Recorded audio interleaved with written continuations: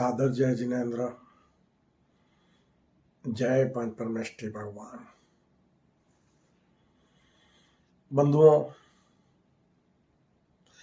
अपने संपूर्ण विश्व मानव परिवार को कल की ज्ञान सागर के अनुसार ब्रह्म, अध्यात्म और कर्म रूपी आध्यात्मिक ज्ञान की बातें बताने से पहले मैं कल की साधक कैलाश मोहन, हमारी सुंदर सृष्टि के रचयिता, हमारी सृष्टि के सभी जीव जीवात्माओं के जन्मदाता, पालनहार, सृष्टि के सभी देवी देवताओं के और हमारी कर्म भूमि पर संपूर्ण मानव जगत के लोगों के, हमारे विश्व मानव परिवार के लोगों के परम माता पिता परमात्मा, देवलोक में विराजमान देविक महाशक्ति सगुण पर ब्रह्म को मैं सत सत नमन करता हूं। इसी के साथ बंधुओं, हमारे विशाल ब्रह्मांड के रचयिता, संपूर्ण ब्रह्मांड के स्वामी, संपूर्ण सृष्टि के सभी देवी देवताओं के, हम संपूर्ण विश्व मानव परिवार के परम गुरुवर, ज्ञान विज्ञान और आत्मशक्ति के दाता, जिस दिव्य महाशक्ति को किसी ने बनाया नहीं और जिस दिव्य महाशक्ति को कोई मिटा नहीं सकता, जो दिव्य महाशक्ति किसी की संतान नहीं है और जिस दिव्य महाशक्ति की कोई संतान नहीं है, जो दिव्य महाशक्ति अनादि, अजन्मा, निष्कलंक, निराकार, अजर अमर अविनाशी है, हमारे उस परम हितैषी, गुरुओं के भी गुरु, परम गुरुवर निर्गुण परम ब्रह्म को भी मैं सत सत नमन करता हूं। बंधुओं, इसी के साथ अपने प्रभु से करबद्ध प्रार्थना करता हूं कि हे प्रभु, युग परिवर्तन की संधि वेला इस संगम युग में हमारे संपूर्ण विश्व मानव परिवार को अद्भुत रहस्यमय सृष्टि सीजन के रहस्यमय ज्ञान अनुसार वो ज्ञान प्रदान करो, वो सद्बुद्धि प्रदान करो, जिससे हमारी कर्म भूमि पर हमारे संपूर्ण विश्व मानव परिवार के लोग सत्कर्मी निष्काम कर्म योगी बनकर अपनी कर्म भूमि पर कलयुग को सतयुग में परिणित कर सके। अपनी कर्म भूमि पर हम सतयुगी दुनिया का सृजन कर सकें और मानव मात्र का इस कर्म भूमि पर अमूल्य मानव जीवन सार्थक हो जाए, किसी को मरकर स्वर्ग और मोक्ष ना जाना पड़े, हमारी कर्म भूमि अविनाशी स्वर्ग बन जाए, सतलोक बन जाए। इसी भावना के साथ बंधुओं, कल की ज्ञान सागर का आज का हमारा विषय है और वो बड़ा चिंतन करने लायक है। हमें इस विषय पर बहुत ज्यादा चिंतन करने की जरूरत है कि हमारे प्रकृति और परमात्मा ने, हमारे परम माता पिता और परमात्मा ने इस सुंदर सृष्टि में मानव को सृष्टि का सर्वश्रेष्ठ प्राणी बनाया है। क्यों? इस विषय पर चिंतन करो कि 84 लाख योनियों के जीव हैं, 84 लाख योनियों के, उसमें सिर्फ एक मानव ही वो ऐसा प्राणी है जिसे हमारे परम माता पिता परमात्मा सगुण पर ब्रह्म ने साक्षात अपना स्वरूप प्रदान किया है, अपना रूप प्रदान किया है। इस कर्म भूमि पर मानव मात्र इस सुंदर सृष्टि का भरपूर आनंद ले सके, इसके लिए इस कर्म भूमि का सृजन किया है। बंधुओं, ज्ञात रहे कि कर्म भूमि पर मानव का जन्म मरकर स्वर्ग और मोक्ष जाने के लिए नहीं हुआ है।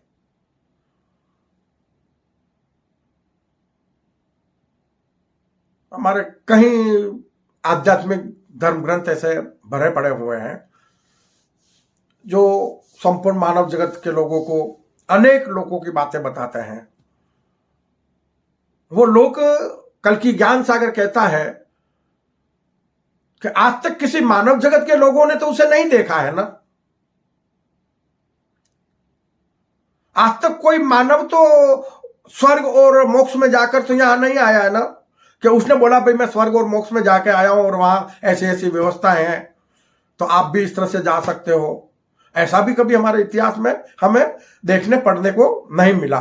तो क्यों ना हम विज्ञान के अनुसार सत्य को स्वीकार करें, सत्य धर्म को स्वीकार करें, और क्यों ना हम अपनी कर्मभूमि को अविनाशी स्वर्ग और सतलोक बना लें। मानव चाहे तो इस महान कार्य को इस कर्म भूमि पर सत्कर्मी निष्काम कर्म योगी बनकर कर सकता है।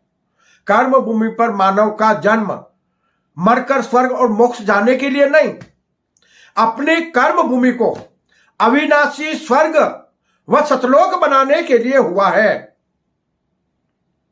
क्यों कि देवलोक बनने तक और सृष्टि में अनेक प्रकार के जीव जीवात्माओं की उत्पत्ति होने तक 83,99,999 योनि के जीव उत्पन्न हो गए तब तक, और देवलोक का सृजन हो गया तब तक हमारे प्रभु निर्गुण परम गुरुवर परम ब्रह्म का वो सपना साकार नहीं हुआ कि एक को अहम बहुश्याम, मैं एक से अनेक बन जाऊं।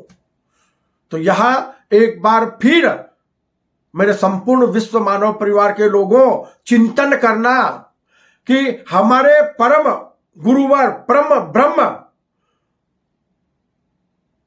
जो सर्वशक्तिमान है, उन्होंने ये कल्पना तो नहीं की होगी कि मैं सृष्टि के 84 लाख योनियों के जीवों में मात्र एक जीव बनूं, या वो सीधे तौर पर मनुष्य के रूप में अवतरित हो जाते, अन्य जीव जीवात्माओं का कोई उत्पत्ति नहीं होती। सोचो और चिंतन करो इस बात पर कि एक इच्छा को पूरा करने के लिए कितनी त्रासदियां जीव को उठानी पड़ती है इस सृष्टि में, यह देख लो। कितने लाखों वर्ष लग जाते हैं तब जाके ज्ञान और विज्ञान के अनुसार कर्म भूमि पर मानव की उत्पत्ति हुई, और मानव साक्षात निर्गुण परम ब्रह्म का सगुण स्वरूप है, और देवलोक में विराजमान हमारे सगुण परम माता पिता परमात्मा पर ब्रह्म का साक्षात रूप है। तो कर्म भूमि पर हमें अपने परम गुरुवर का वो मन की इच्छा कि एको अहम बहुश्याम, उसको सिर्फ और सिर्फ मानव जगत के लोग मनुष्य योनि में ही पूर्ण कर सकते हैं। कर्म भूमि ही संपूर्ण सृष्टि में वो एक मंच है परमात्मा का कि जहां पर मानव परम सत्य परम ब्रह्म स्वरूप बनकर इस सुंदर सृष्टि का आनंद ले सकता है। क्योंकि बंधुओं, देवलोक सगुण देवी देवताओं का लोक है, और हम अपने देवी देवताओं की संतान है, तो हम भी सगुण जीवात्मा स्वरूप है, हम में भी सत्य और असत्य विद्यमान है। हम कर्म भूमि पर सभी मनुष्य जीवात्मा स्वरूप में इस तन को जो प्रकृति के पंच तत्वों से बना है, इस तन को हमने धारण किया, तो हम कौन है और किसने धारण किया? धारण किया मनुष्य रूपी जीवात्मा ने। कहां से आया? देवलोक से। कहां आया? कर्म भूमि पर। क्यों आया? यहां गाड़ी रुक जाएगी। यहां आत्मचिंतन करो कि हमें कर्म भूमि पर क्यों लाया गया है, हमें किसने बनाया है, हमें क्यों किसी ने बनाया है, हमारे जीवन का मकसद क्या है, हमें यहां से इस कर्म भूमि से कहां जाना है, हम आए कहां से हैं।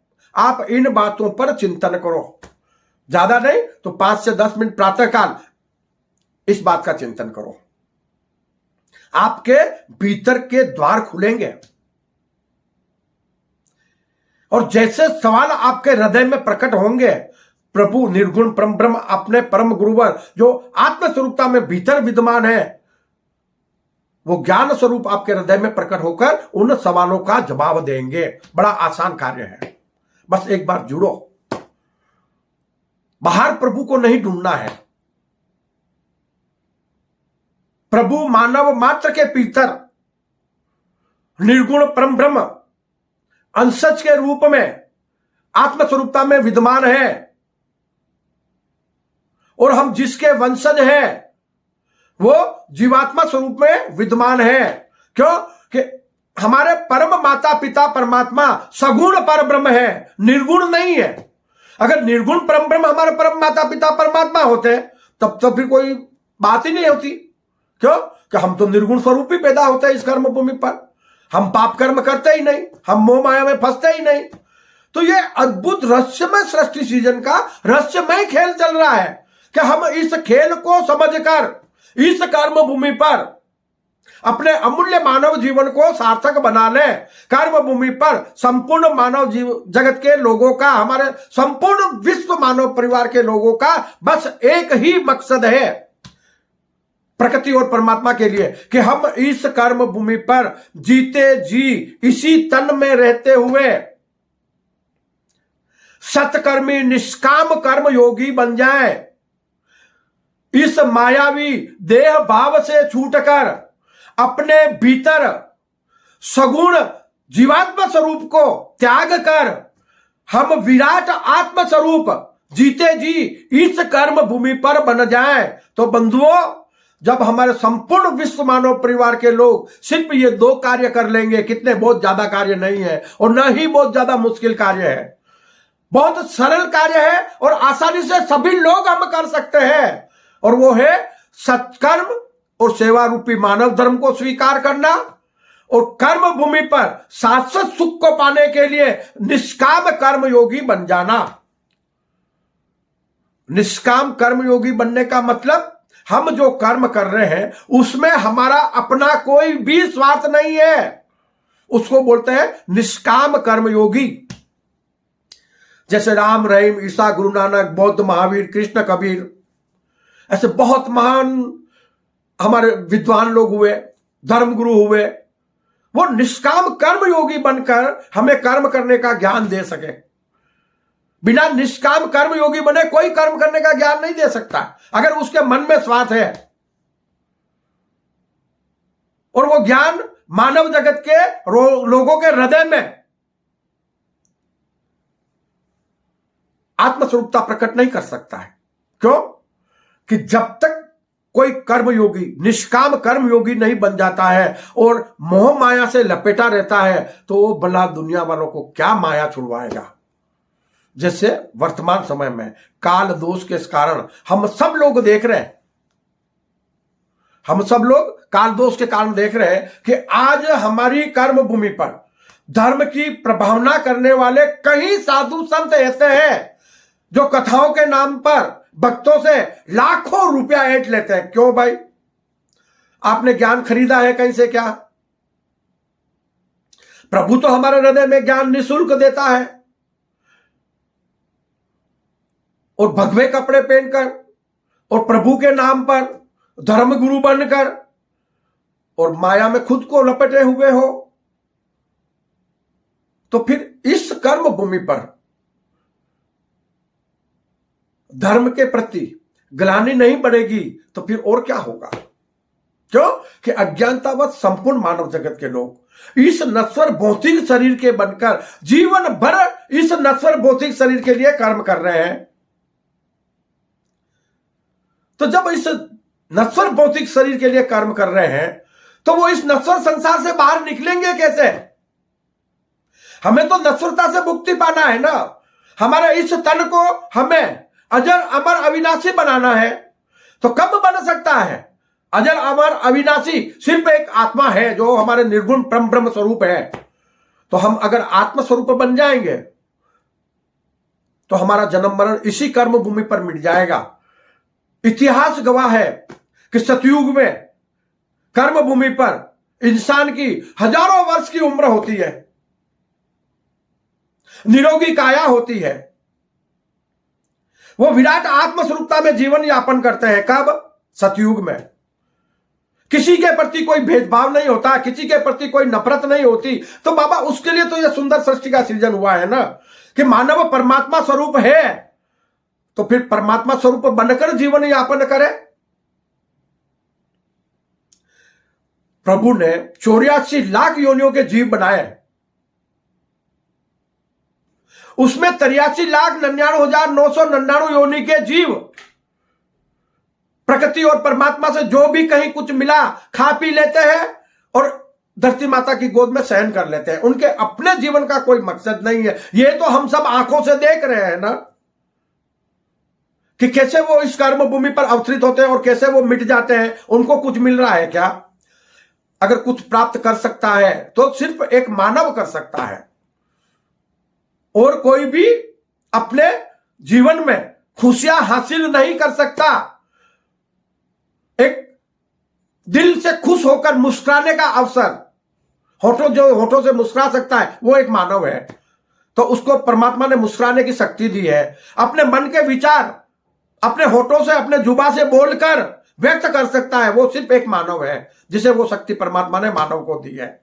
सृष्टि में अनेक प्रकार के खाद्य सामग्रियां, अनेक प्रकार के फल फूल, अनेक प्रकार के पकवान, मिष्टान, वो कर्म भूमि पर सिर्फ एक मानव को दिए हैं। मानव के अलावा सृष्टि के अन्य जीवों को ये क्या सारी सुविधाएं हैं, इस बात पर चिंतन करो। और कर्मों से बच के जाओगे कहां?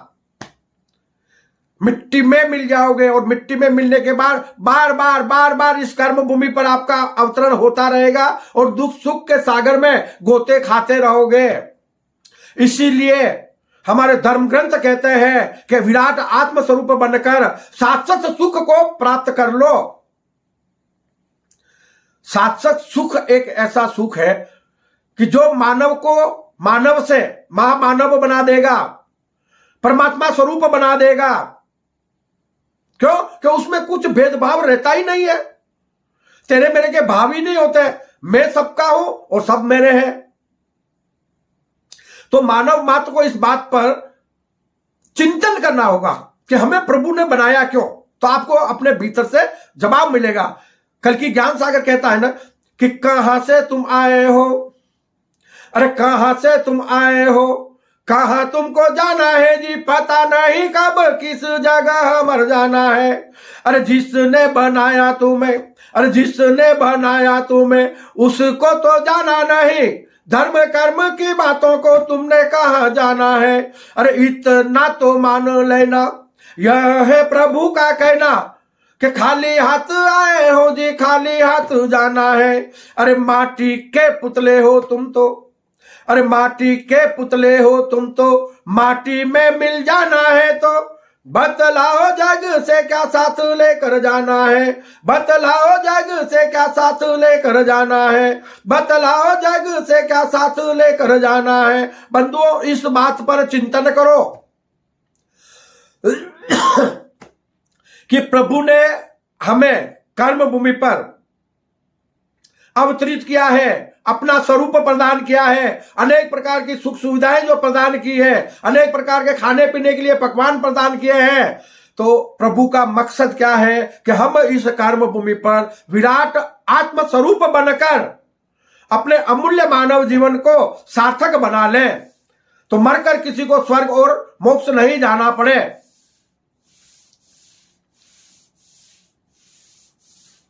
आज हमारी कर्म भूमि पर आध्यात्मिक ज्ञान के अभाव में, अद्भुत रहस्यमय सृष्टि सृजन के रहस्यमय ज्ञान के अभाव में हमारे संपूर्ण विश्व मानव परिवार के लोगों का जीवन नरक तुल्य बन गया है। आज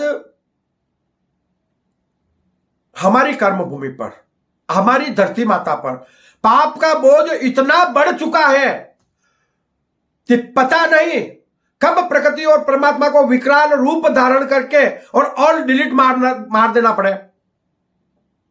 बंधुओं, विकास में हजारों वर्ष लगते हैं और आज तक हमारे परम माता पिता परमात्मा पर ब्रह्म का सुंदर सृष्टि का सपना आज तक साकार नहीं हो सका है। हमारी कर्म भूमि को बनकर अरबों वर्ष हो गए। वर्तमान मानव जाति का भी इस कर्म भूमि पर अवतरित होकर जन्म होकर लाखों वर्ष बीत गए। हमारा कैलेंडर आज भी मात्र कितने 2025 वर्ष की गणना कर रहा है। प्रभु ने हमें रहने के लिए कर्म भूमि दी है, कर्म भूमि पर अवतरित किया है, जिसके ऊपर 3 हिस्सा पानी है, 1/4 हिस्सा सॉरी 1/4 हिस्सा हम मनुष्यों को रहने के लिए दिया है, हमारे विश्व मानव परिवार को रहने के लिए दिया है। उसके भी हमने टुकड़े टुकड़े टुकड़े टुकड़े टुकड़े टुकड़े कर दिए और आज धरती का मालिक बनने की होड़ में लगे हैं सबके सब विकसित और विकासशील देश। तो कल की ज्ञान सागर कहता है कि विकसित और विकासशील देश चाहे जितने शक्तिशाली हथियार बना ले, वो प्रकृति और परमात्मा से नहीं लड़ सकते। वो चाहे जितने ताकतवर हथियार बना ले, प्रकृति और परमात्मा की मार से नहीं बच सकते। तो ज्ञात रहे कि मानव के बनाए ये विनाशकारी हथियार, उनके अपने ये शक्तिशाली हथियार दरा के दरा पर धरे ही रह जाएंगे और कर्म भूमि पर देखते ही देखते मानव जाति का नामो निशान मिट जाएगा। ये युग परिवर्तन की संधि वेला है, संगम युग का समय है, कलयुग को सतयुग में परिणित करने का समय है और प्रभु ने अपना कार्य इस कर्म भूमि पर युगानुसार कलयुग को सतयुग में परिणित करने का कार्य शुरू कर दिया है। और आज हम देख रहे हैं कर्म भूमि पर कि पिछले हजारों साल में जो विकास नहीं हुए, वो मात्र हमने पिछले 30 वर्षों में ऐसे विकास देखे हैं कि मानव जगत के लोग, हमारे विश्व मानव परिवार के लोग आकाश की ऊंचाइयों को छू रहे हैं। हम अनेक ग्रहों पर बसने के सपने देख रहे हैं। तो कहीं ऐसा ना हो कि मंगल पर जाने से पहले हम सबके सब मिट्टी में मिल जाएं, हमारी गलती हमें ले डूबे, जिसके अंदर तेरे मेरे के भाव हैं, जो धरती का मालिक बनने की कोशिशें कर रहे हैं। तो राजा और रंक, राजा और प्रजा सबके सब जब जिंदा मिट्टी में दफन हो जाएंगे, एक मानव कंकाल बन जाएंगे, तो उनकी क्या पहचान रहेगी? कौन सा उनका देश होगा? कौन से वो राजा होंगे? चिंतन करना इस बात पर कि प्रभु ने हमें इतनी सुख सुविधाएं प्रदान की है, तो हम इन सुख सुविधाओं को ठुकराकर क्यों फिर से राजा से रंक बनने जा रहे हैं? एक किसी भी देश का राजा, कोई भी देश का ले लो, कल की ज्ञान सागर कहता है कि अगर वो प्रजा की कुर्सी पर बैठकर और धर्म शासन करता है और प्रजा के साथ अन्याय करता है, धर्म के साथ अन्याय करता है, तो उसे मिट्टी में तो मिलना ही पड़ेगा जीते जी। लेकिन अगला जन्म जो होगा ना राजा का, वो एक रंक के रूप में फुटपाथ पर होगा। वो राजा से रंक बन जाएगा। क्यों? कि राजा बनने के बाद में उसने अपने धर्म का पालन नहीं किया। तो प्रकृति और परमात्मा से और कर्मों से बच के जाओगे कहां? तो कल की ज्ञान सागर कहता है कि युगा अनुसार प्रभु द्वारा जो ज्ञान की बरसात हो रही है, तो कल की ज्ञान सागर से अद्भुत रहस्यमय सृष्टि सीजन का रहस्यमय ज्ञान ग्रहण कर लो। बंधुओं, में संपूर्ण बातें एक छोटे से वीडियो में नहीं बता सकता। उसी के लिए हम आपको बार बार बता रहे हैं कि आप अधिक जानकारी के लिए, अधिक आध्यात्मिक ज्ञान प्राप्त करने के लिए, अद्भुत रहस्यमय सृष्टि सीजन का रहस्यमय ज्ञान प्राप्त करने के लिए हमारी वेबसाइट अहिंसा परमो धर्म मानव सेवा संस्थान की वेबसाइट है www.kalkigyanasagar.com। आप उस वेबसाइट पर जाकर ईश्वरीय ज्ञान को प्राप्त कर सकते हैं, अपने अमूल्य मानव जीवन को इस कर्म भूमि पर सार्थक बना सकते हैं। तो बंधुओं, सुखी रहे सब जीव जगत के, इसी भावना के साथ मैं आप सबसे करबद्ध अनुरोध करूंगा कि जो यह ईश्वरीय चैनल है कल की ज्ञान सागर, जिसके माध्यम से हम आध्यात्मिक ज्ञान की प्रभावना अपने विश्व मानव परिवार के बीच कर रहे हैं, तो आप सभी से करबद्ध निवेदन है कि इस कल की ज्ञान सागर चैनल को ज्यादा से ज्यादा सब्सक्राइब करें, शेयर करें, लाइक करें, ताकि हम अपनी कर्म भूमि पर अपने विश्व मानव परिवार के लोगों के बीच आध्यात्मिक ज्ञान की प्रभावना यथाशीघ्र कर सके और अपनी कर्म भूमि पर कलयुग को सतयुग में परिणित करके और सतयुगी दुनिया का सृजन कर सके। इसी भावना के साथ बंधुओं, मैं अपने वाणी को विश्राम देता हूं। जय अहिंसा, ओम विश्व शांति, सत्यमेव जयते, सत्यमेव जयते, सत्यमेव जयते।